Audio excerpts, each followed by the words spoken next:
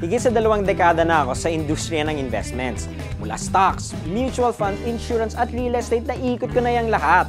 At iisa lang ang napansin ko, kulang sa kaalaman ng mga Pilipino. Ito ngayon ang layunin ng aming programa, ang palaguin ang kaalaman ng mga Pilipino upang maayos nilang maipundar ang pera nilang pinaghirapan. Magandang umaga and welcome po sa Pesos and Cents. Ito ang kauna-unahan at nag-iisang TV show kung saan tututukan natin ang mundo ng stocks, mutual funds, UITFs, insurance at kung ano-ano pang investment opportunities para sa atin. Ako po si Aya Laraya at sa loob ng kalahating oras ay sisimulan nating pag-aralan ang mga pamamaraan at mga produkto upang mapalago natin ang ating pinaghirapang kita. Bilang panimula sa ating pag-aaral ng investing, meron tayong makakasama ngayon ng isang tanyag na manunulat at advisor sa libu-libong mga Pilipino dito sa Pilipinas at sa buong mundo. Sino siya? Panoorin natin ito. Aside from being the author of 9 best-selling books and the publisher of 7 magazines, Bo Sanchez still manages a weekly TV program, a radio show, and a daily internet TV show. A firm believer in working with others, he has started and partnered with many organizations that work for the poor, such as Anna Win. He frequently teaches and writes about financial literacy through several self-help books on getting rich, even produced a self-help DVD on how to truly be rich. Please welcome Brother Bo Sanchez. So, good morning, brother. Good morning. Salamat sa pagpayag na maging unang panauhin namin dito sa Pesos and Cents. Baka nakita nung sa unang bahagi ng programa, maraming mga Pilipino naghahanap ng mga pwedeng gawin sa pera nila. Pero ang unang tanong syempre is, bakit ba ito kailangan gawin? Minsan may tao nagsasabi, hindi ba pag puro pera na lang iniisip, parang hindi ba medyo masama yung dating nun? Yung bang, diba sabi nga parang money is the root of all evil, kumbaga. Ano yung masasabi nyo sa mga bagay na iyon? People ask me that question a lot, no?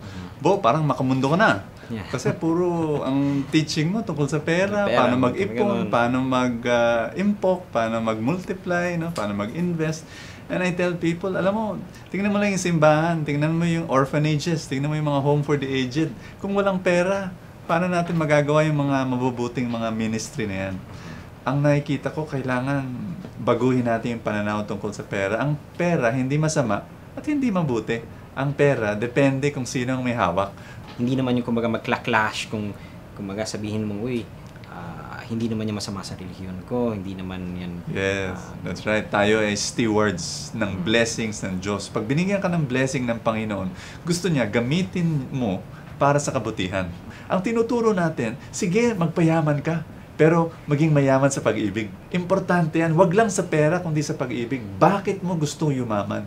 Para makatulong sa iba. Kasi ang dami-dami mga tao na hirap sa buhay, kailangan natin tulungan. Ngayon, kung yun ang motibo mo, no? Yun ang desire ng puso mo na para tumulong at para magmahal, alam mo, magiging masaya ka at yung pera magiging instrumento lang para makatulong ka sa iba. Maganda yung tanong mo kanina, Aya.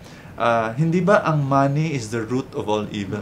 Nakalagay sa Bible, the love of money is the root of all evil. I guess, susunod na dyan, no? Sige, gusto na nga natin, sabihin nating palaguin kung ano man yung binigay sa atin o kung ano man yung meron tayo ngayon. Kaya ba talagang magawa ng mga taong sabihin natin na hindi naman talaga exposed sa stocks, sa mutual funds, sa kung ano, kaya ba nila talaga yan at may mapapala ba talaga sila pag pumasok sila sa mga bagay na ganyan? Kayang-kaya. At yan ang sagot ko at yun ang karanasan ko.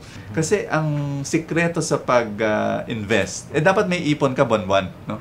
Ang tinuturo ko yung 10-20-70 principle. Ano yun? 10% ng sweldo mo, ibigay mo sa Panginoon. Ang tawag natin dyan, tithing. Ang 20%, ipunin mo yan para sa iyong retirement. Siguro sasabihin man tao, retirement, tingnan muna, 30 years old. Parang tagal pa nun, di ba? Oo, Sabi natin, hindi. tagal pa nun eh. Yun ang sikreto ng pagyaman na maski 30 years old, 20 years old, 25 ka pa lang, 45 ka pa lang, mag-ipon ka na para sa retirement. Buwan-buwan. So marami pa tayong pag-uusapan kasama si Brother Bo at sisilip na rin tayo sa mundo ng stock market sa pagbabalik ng Pesos and Cents. Kuya, ano ba yan? Di ba para sa tama? Para sa mga milyonaryo lang yan. Sabi ko, hindi.